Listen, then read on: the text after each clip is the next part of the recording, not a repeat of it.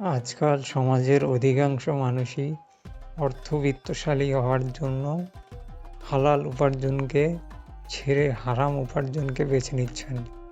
হারাম উপার্জন করলেই কি অর্থবিত্তশালী হওয়া যাবে? একটু বিশ্লেষণ করে দেখে নেই।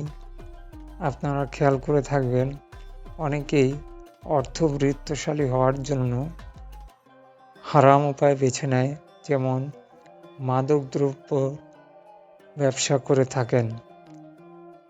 মাদকদ্রব্যর ব্যবসা করলেই অর্থবিত্তশালী হওয়া যায়, এ ধারণাটি ভুল।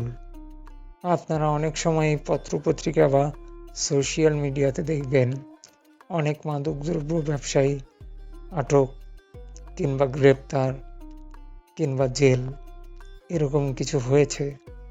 এর দ্বারা আমরা বুঝতে পারি হারাম উপায় বেছে নিলেই আপনি অর্থবিত্তশালী হতে পারবেন না।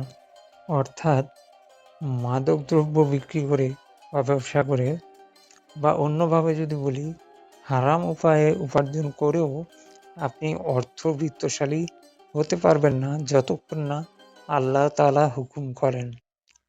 হারাম উপার্জন নিয়ে রাসূলুল্লাহ সাল্লাল্লাহু আলাইহি সাল্লাম বলেছেন, হারাম খাদ্য বা অর্থ দ্বারা গঠিত শরীর জান্নাতে যাবে না, বরং তা জাহান্নামের আগুনের উপযুক্ত।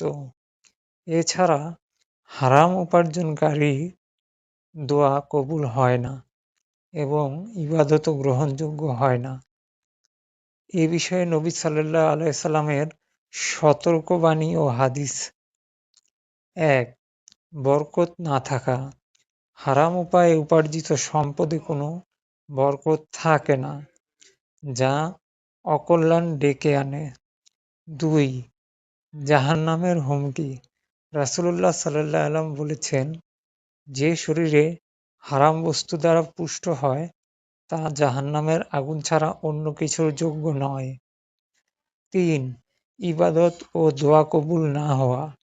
হারাম উপার্জনকারী ব্যক্তির সৎকর্ম বা সদকা কবুল হয় না, এমনকি তার দোয়াও আল্লাহর কাছে কবুল হয় না যতক্ষণ না সে তওবা করে। ৪. পরকালের শাস্তি।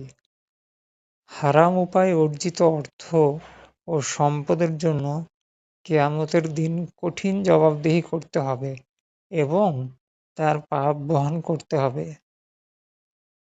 মূলত ইসলামে হালাল উপার্জনকে ফরজ করা হয়েছে এবং হারাম উপায়ে ধনী হওয়াকে নিরুৎসাহিত ও নিষিদ্ধ করা হয়েছে।